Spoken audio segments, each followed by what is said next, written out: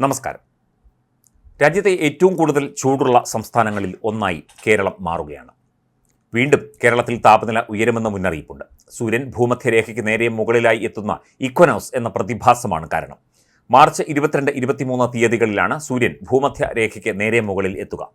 എല്ലാ ജില്ലകളിലും 37 മുതൽ 40 ഡിഗ്രി സെൽഷ്യസിലേക്ക് വരെ താപനില ഉയർന്നേക്കും.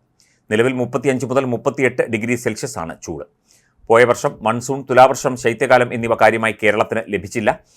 മാത്രമല്ല എൽ നിനോ പ്രതിഭാസവും അറബിക്കടലിലെ താപനിലയും ഉയർന്നു നിൽക്കുകയുമാണ്. നിർമ്മാണ പ്രവർത്തനങ്ങളും മരംമുറിയും ഇപ്പോഴത്തെ ചൂടിന് കാരണമാണ്.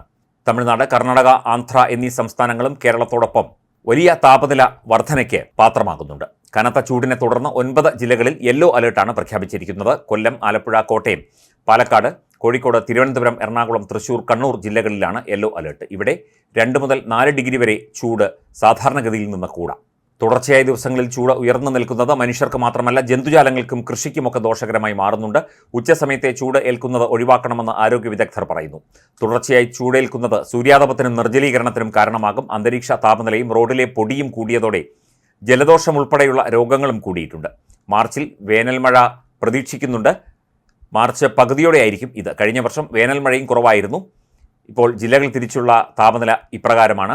കൊല്ലം ജില്ലയിൽ 38 degree Celsius, Kottayam 38, Ernakulam 37, Alappuzha 37, Thiruvananthapuram 37, Thrissur 36, Palakkad 36, Malappuram 36 degree Celsius, Kozhikode 36, Kannur 36 degree Celsius എന്നിങ്ങനെയാണ് വിവിധ ജില്ലകളിലെ ശരാശരി താപനില.